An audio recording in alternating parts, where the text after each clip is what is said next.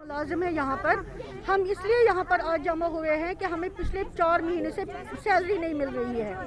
हम अपने अफसरों के पास भी गए, वो बेचारे भी बहुत दौड़ धूप कर रहे हैं, मगर लेकिन हमें पहले सेंटर देता था, हम कोई स्कीम नहीं है, कोई कॉन्ट्रैक्चुअल नहीं है, हम परमानेंट मुलाजिम है। पिछले 40 साल से हम सर्विस कर रहे हैं और ये रिटायर भी हो गए हैं, लेकिन हमारी हर बार ही सैलरी का मसला होता है।